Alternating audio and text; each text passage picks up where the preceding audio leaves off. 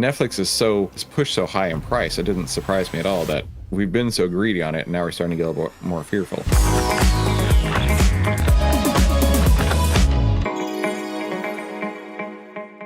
My name is Christopher Yule. I've twice been awarded top 100 people in finance. Let me start that one more time.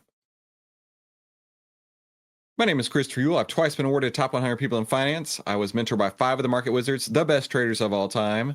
I've been successfully trading since 2009, and this is where we save time, make money, and start winning with less risk together as a team. Now let's get into the lesson of the day.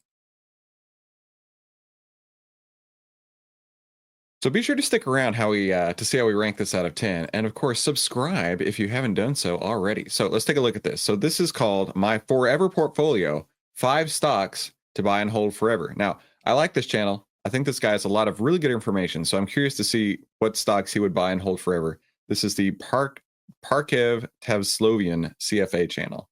So let's check it out. If I could never sell a stock, that would change my thought process in evaluating stocks to buy. Some of you may already know my 6-step framework for evaluating publicly traded companies. One of those 6 steps is valuation. And if I can never sell a stock, valuation would become less important, and my other 5 factors would become more important. And I'll explain more of that during the video, why that's the case. Now, when I mean I could never sell a stock, I mean that if I buy these 5 stocks, I would have to hold them forever and then pass them down to my children, and they have to pass them down to their children, meaning these are forever stocks. So I don't know how beneficial that is, right? If you buy a stock that you never sell and then you pass it on to your children and they can never sell, right? It's what benefit is there really, right? It's paper assets at that point. It's only once you sell that you got money in the bank, right? Like having like Warren Buffett, for example, he will buy a stock and hold it for 50 years, and that compounds on his balance sheet. But do you as a retail investor actually think that you can sit on a stock for 50 years and then never ever sell it? Like, what good does that actually do to you? I mean, are you sophisticated enough investor, and not most people are, to go out and take loans against those investments, right? Like Elon Musk's, Jeff Bezos, right? These ultra wealthy individuals, they go out and they actually can take loans and use stock as collateral. And maybe that's what he's going to get at here. I don't know. But most people, they're not going to have that money until they sell, right? It's like buying a house that you pass down for generations, right? The house may go up in value, but how does that actually benefit you other than keeping a roof over your head, other than having a number in the broker account, right? How does that actually benefit you until you actually sell? So I don't know. I don't know where he's going with this, but that was my first thought. equation changes on what I'm thinking about when I'm purchasing stocks. Stocks that I feel can stand the test of time become ranked higher in my list of stocks that I would want to own in that scenario, in that environment. So without further ado, let's take a look at the 5 stocks I would buy if I could never sell a single share. Oh, I don't know. I like where he's going with this. I understand the premise of it. It's like, what stock would I buy forever because I believe it's going to go up in value forever? I get that. But my mind is, what stock can I buy that will go up in value that I can sell and then use to buy another stock that's going to go up in value and then sell, right? Investor versus trader, I guess that's the difference. But I just don't see the point of buying a stock and then never selling it. Let's take a look. I want to thank the Motley Fool for sponsoring this video. Visit fool.com. Netflix. And when I highlighted that valuation becomes less. Okay, first stock, Netflix. And while he goes through those, let's jump into the charts of these in FLX. God, it's been ages since I've looked at Netflix. So Netflix, I mean, of course, Netflix is one of those where it's, before it was the Magnificent Seven, it was FANG, and Netflix was one of those stocks that never went down. So I get that. But on the other end of it, it's like, how much room does it have to go? Right? We've gone from 300 a share to 875 a share, right? How many people are left out there who don't already own Netflix, right? How extended is Netflix? In fact, let's go into OVTLYR. Let's take a couple of looks on this real quick.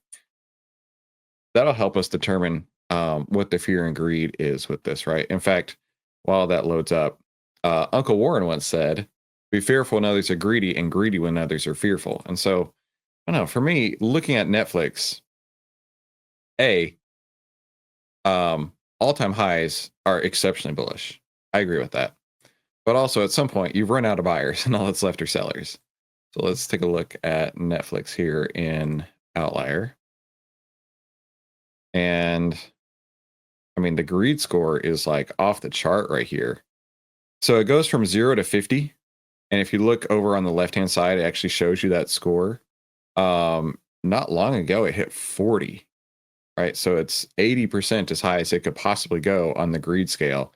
And it's heading down pretty quickly towards the fear direction. So yeah, just something to keep in mind. But like I say, Netflix is pushed so high in price. It didn't surprise me at all that we've been so greedy on it, and now we're starting to get a little more fearful. But from a longer term perspective, I want to see what he has to say. It's important. This is a prime example of that case. Right now, my intrinsic value per share for Netflix is $826, and the market price is $876. So Netflix stock right now, I feel, is relatively fairly valued. I don't feel this stock is significantly undervalued. But that becomes less important if I'm evaluating a holding period that can be as long as 100 years. And the reason why Netflix would be in my list of 5 stocks I would buy if I needed to hold them forever is because I feel Netflix has won the streaming wars and will continue to hold the lead in streaming content. Netflix demonstrated superiority in this metric over the previous decade, and over the last 5 years or so, ever since competition increased, Netflix demonstrated that it can withstand competition. So not only did Netflix demonstrate and pioneer an entire industry, it's also demonstrated to me that it can withstand competition, and its process of deciding which content to make, how to make that content, and making that content at a low enough price to generate profitability for the business and cash flow for the business has proven that they have the right way to go about this streaming business, while others are still struggling to find that right way to go about the streaming business. Its main competitor, the one that's in second place, is Disney Plus, and Disney is struggling to decide how to transition to this new world of streaming content. So in the longer term, streaming content will be the vast majority of the way people view content. Cable and satellite subscriptions, I think, will be a thing of the past. And so as the whole planet shifts to streaming, I would want to own the streaming leader, the streaming pioneer. So that's why I have Netflix up here as one of the top 5 stocks. The next stock I would want to own, if I could only own 5, is Amazon. All right. Now, I give most of my money to Amazon by way of my wife every single day. So let's see what Amazon's doing. Amazon, again, one of those that's been on a huge run seemingly forever. I mean, has it really ever gone down? You can look during 2021, it had a bit of a sell off, but ever since that point, it's been like at a 45-degree angle going upward, right? Now, if we're looking at it on a short-term basis, couple headwinds here. You've got this order block that was built. Now, an order block are large institutional orders waiting to get filled. And you can see these as support and resistance lines on the chart. In fact, here's a great example, right? This order block built in October, price came up, price came back down, bounced right off of it, and then rocket shipped, right? This is your rocket ship emoji right here when it bounced off of this order block. Now it came down here, built another order block, and then came up here and built another one. So if I were to look in this on a short-term horizon, I would say you might see some sideways direction for a while Amazon works itself out. I mean, the trend is definitely moving sideways. You can see how the moving averages have gone from, 45-degree angle, like I mentioned a minute ago, to sideways, right? And that's not what you want to see in a bullish trend. But he's looking for a more longer term. So let's take a look at that. And for similar reasons why. And actually, let's jump into Outlier real quick. I always love to check the fear and greed index on these to see if investors are getting more fearful or more greedy on these particular stocks. If I had to guess, I would say they're getting more fearful because they've been exceptionally greedy for a while, just looking at the price of the chart. Yeah, it's exactly what I expected to see. Right here, you can see we hit a heat map on G35 on the greed score, 35 out of 50. And then we got a sell signal on December 26th. December 26th was here, this candle. So it's down about almost 3% since that sell signal came through. But yeah, doesn't surprise me at all to see when it's been moving up like that, and then it seems like it's really hit a peak, and now it's selling off really hard as far as on the fear and greed scale. So let's go see what Pavel has to say about this, or Parkev has to say about this. I highlighted I would want to own Netflix, I would want to own Amazon, but even more so because Amazon has demonstrated superiority in e-commerce the way that Netflix has demonstrated superiority in streaming content. Do you remember back in the day on Amazon when it was like only books? I remember one of the first not book things I bought on Amazon was a phone case, and not like a an iPhone case. It was like one of those Nokia phones. Right? You remember the Nokia phones, the bricks that had like a green and black screen? That was one of the things that I remember buying on Amazon that wasn't a book. And now it's like the very first thing I think of when I need to go buy something is I want to see what they got on Amazon. Right? That's the first thing that I go to, and it's probably the same for you as well. And what's more, Amazon's hold on the e-commerce market, I feel, is even stronger than Netflix's hold on the streaming content market. Amazon has spent hundreds of billions of dollars building out its logistics and warehouse network, and it's done so effectively, efficiently, not wastefully. Others have tried to compete against this vast network, and they've failed miserably, and they've backed out of those investments. Longer term, Amazon will continue to regain or retain a significant market share in the e-commerce market, and the e-commerce market overall will continue to grow for decades and decades and decades and continue to take share away from in-person shopping, which has become incredibly inefficient and at the same time more expensive. And so consumers love convenience. Amazon offers significant convenience, and it's demonstrated excellent management, and for those reasons I would hold Amazon forever if that was my required holding period. The next stock I will own if I had to own them forever is Visa. All right, let's take a look at Visa. So Visa, again, another one that you zoom out on the chart, and it's gone up so much. Little bit of a sell-off coming through here.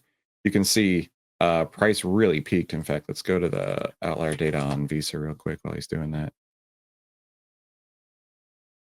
Actually, I'm actually now curious. What are the analyst ratings on Visa? We can look at that over here. Buy, from buy to neutral. Well, the most recent one in September had a price target of 319.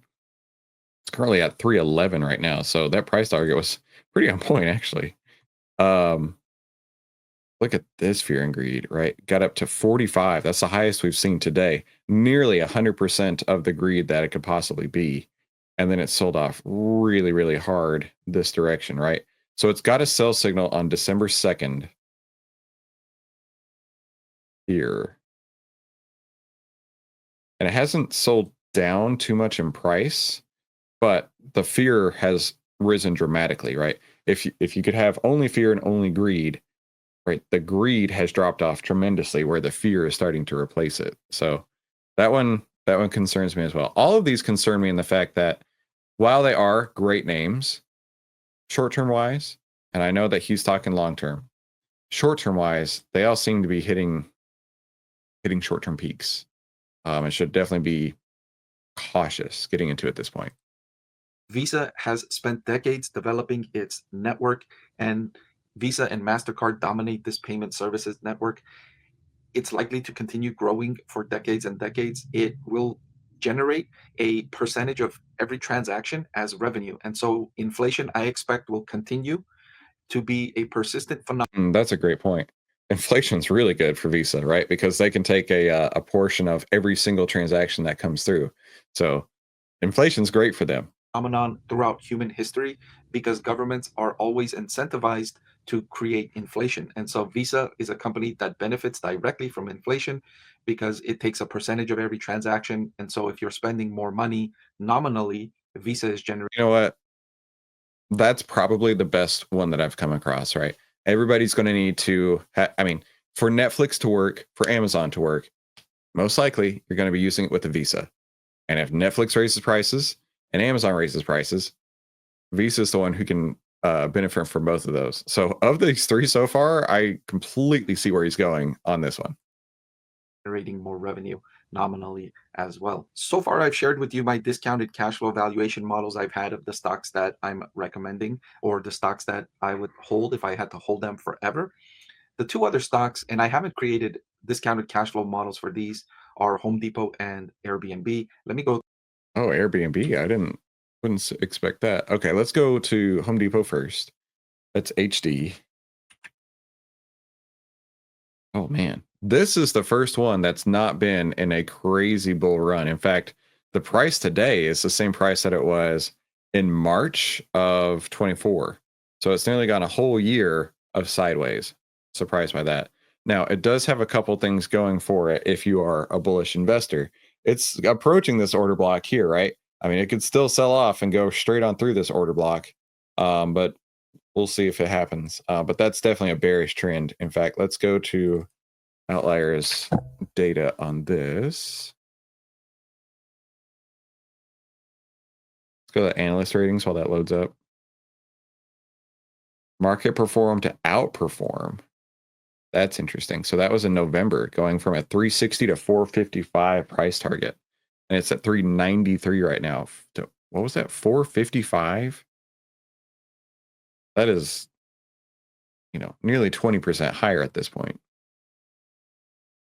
All right, so let's look here.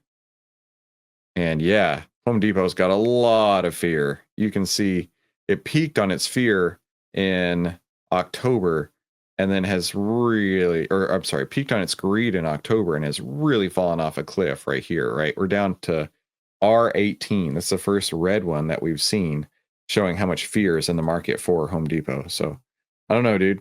That one doesn't ring so strong to me, especially because, well, I mean, if we look on like the fundamental like story aspect of it, if people are unable to buy a home because interest rates have gone up so high, home prices have gone up so high, they're going to need to work on their existing home, which means that would drive additional sales to Home Depot to work on their existing homes. Great example for me was not all that long ago, we had a squirrel get into our attic. It was crazy. Never expected this to happen. I'm working here in the library and I keep hearing these noises. And I thought they were outside on the roof because there's a roof section right over my library here. And there was one day where I heard the squirrel sit down on the drywall right above me. And I'm like, there is no possible way that noise I just heard came from outside this building. No possible way. And so I tried different things to get them to go away, like peppermint oil. I had an exterminator come out, and apparently exterminators who work on like insects and rodents and stuff, they don't consider squirrels a rodent. I don't know, not my thing, but whatever. He put out some rat baits and stuff, and I could still hear it running around.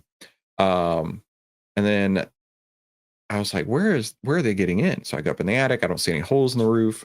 I look around the building. I don't see any holes. And then I look in this corner where, because my roof has lots of like angles and stuff. It's not a basic roof. It's got lots of angles. It's interesting. But there's this one section where it was like the builders built it and there was like a gap between these spots, right? Like imagine two joints coming together, but they didn't finish the joint. I don't know. Anyway, and then the squirrels had come in through there, snuck in through there, up into the attic, and then had nested right above me. And so I had to go to Home Depot to rent a ladder because this is way bigger. This is so much higher than any ladder I own. And it was like a 30-foot ladder. And me and my son put it up there, and we were both like, because it was so high, right? The ladder was shaking, we were shaking, it was nerve-wracking. And I got some of that tough foam, and I just sprayed the foam in that hole after I had caught the squirrels using some peanuts up in the attic, because I wasn't going to trap them in the house, that's for sure. And squirrels are gone, right? But that's a fair point that I think more and more people are going to be doing more DIY projects because, I don't want to go buy a new home. It would cost me 4 times as much in a mortgage to buy the same home that I live in now because interest rates have gone up, because home prices have gone up. So it's like, I'm not incentivized to leave this house. I have a 3 5/8 mortgage. I'll never find it like that again, maybe in the rest of my life. So Home Depot, I can get behind the story with that. Now, Airbnb, let's take a look at Airbnb. So that is, what is that one? ABNB. ABNB. Now, I don't know if OVTLYR is going to have enough data for this because it's not the oldest stock on the block, but it might. Let's go to OVTLYR real quick. ABNB. OVTLYR doesn't have, no, it doesn't have enough data for the OVTLYR data here, so that's okay. We'll just look at the chart, go to the dailies. This one, again, has some really strong headwinds at it, right? Talking about order blocks, you've got an order block right above the current price, and then you've got an order block here. The current price is around 130. You've got one here around 138, another one at 148, another one at 153, another one at 174, and another one at 177, right? So there's a lot of overhead resistance on Airbnb. So as a short-term trader, I wouldn't trade this up or down. Currently, the trend is sideways. As you can see, the moving averages have turned. In fact, the crossovers have happened. So this is technically a bearish trend at this point. But this is not one I personally take on. So I'm curious to see what he has to say on Airbnb, because for Thanksgiving we just went to Broken Bow, Oklahoma. We rented this practically a mansion that had many bedrooms for all of our family to stay in, and I mean, it was wonderful. It was way out in the woods. It had all these great amenities with it, and I was like, man, this is the life. I can get on with this. But it wasn't cheap. It's like $1,000 or $1,200. How much was it? 4 days cost us 10 grand. So $2,500 a day. Yeah. So it's not cheap, right? It's not cheap at all to get into something like that. Whereas you go to a hotel, and we've all heard the stories, right? It's like, why do I want to pay more to go to an Airbnb, and then I have to do all the chores when I can just roll up into a hotel, stay the night, and then bounce? So there's two different sides to that story. But we had a great experience, even though I still had to do the dishes, still had to sweep the floors and all that stuff before we left. Created discounted cash flow models for these are Home Depot and Airbnb. Let me go through them one at a time. Home Depot, the home improvement market in the United States and Canada is approaching $1 trillion annually in spending. It's a massive market. What's more, Home Depot has defended itself against online players like Amazon, who have captured and retaken a significant share of the brick and mortar shopping. Home Depot is an exception to this rule, one of the very few exceptions to this rule.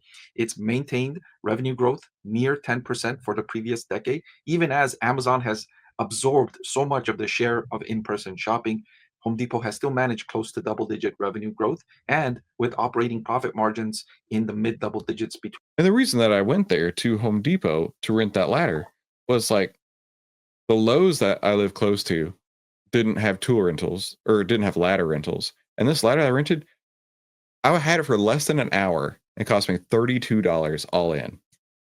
Like, what a deal. Because that same ladder is like $350. So that is a real service that Home Depot provides that, I mean, if you need to rent a tool and you don't want to spend 10 times as much and you only need it for an hour, that's a huge market. I can imagine a ton of people taking advantage of that.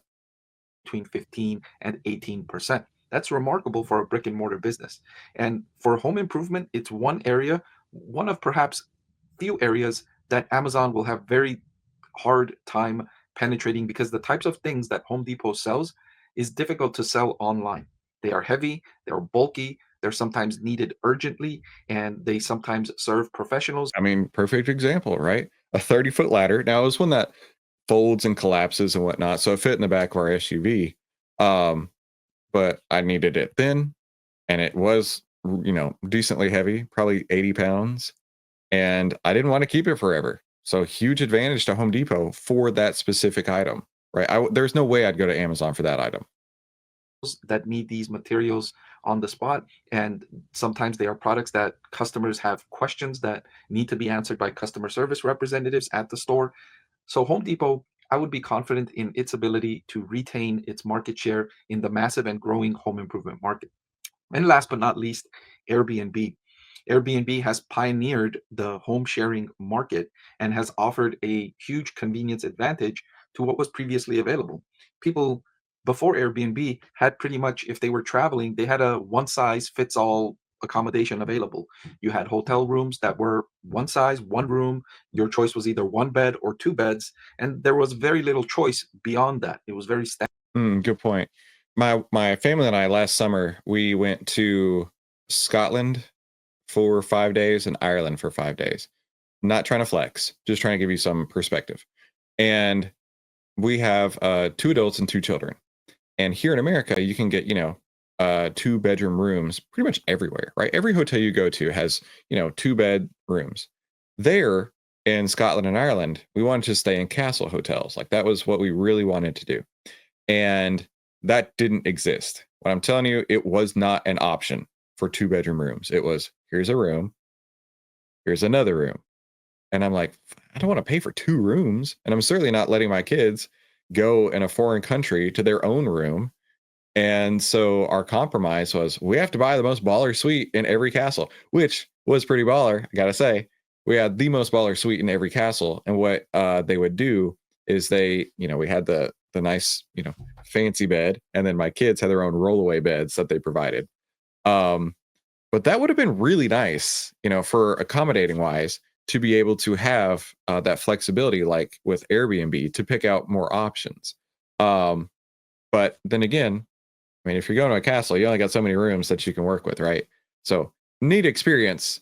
But I will say that traveling as a family, like I mentioned earlier, renting that mansion in Broken Bow, going to these castles, I absolutely see the convenience of that.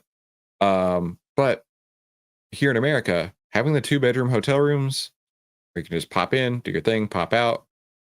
Honestly, most of the time, unless you're going for the experience, that's probably the way to go, right? I'm not going to go rent an Airbnb in San Antonio just for a couple nights because we're doing stuff in San Antonio, right? I'd rather just get that hotel room and then bounce out. So let me know in the comments what you think.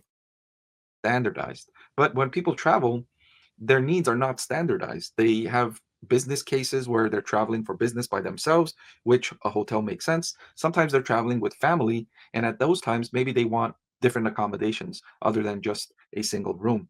Airbnb solves that problem. Airbnb also takes advantage of all the extra space that people have worldwide. They might only be using 2 out of the 3 bedrooms in their house. They might have a back house or a garage that they can turn into a rental. And all of that supply is being brought to the market by people. And Airbnb gets to benefit from that by utilizing all of that capital. They don't have to spend money creating those new hotels. And so that significant convenience advantage and capital requirements advantage, I think, is going to continue to allow Airbnb to take market share in the massive travel industry. It's already become a dominant player in this market, and the competitive advantages it's gained will be difficult for anyone to encroach upon or overtake. So if I'm going to hold 5 stocks and I have to own them forever, these would be the 5 included in my list. Hey, everyone. Very cool. So a lot of these videos that we watch, we see just some of the most pumper and dumper type of content out there. I feel like his videos do a very good job of explaining what's going on. And even though he and I have very different investing styles, his being more long-term, mine being more short-term, right? Even though we have very different styles, I can see where he's coming from and he can probably see where I'm coming from as well. So it's nice to be able to have that, that exchange of ideas without it being like, you're such an idiot. You should be buying this meme stock. It's going to go up forever. No, I don't think so. I really like where he's at. I like his videos a lot. So if I had to give a rating, do me a favor. Before I tell you mine, go in the chat, drop in your ranking real quick. I would actually give this an 8 and impressive. Nobody gets a 7. But it's better than a 6 for sure. So I would drop that as an 8. So let me know what you would have ranked this as well. And of course, let me know what you're trading in the chat. And be sure to come back tomorrow or we'll help you save time, make money, and start winning with less risk together as a team in the OVTLYR trading room. Have a fantastic day and we'll talk soon.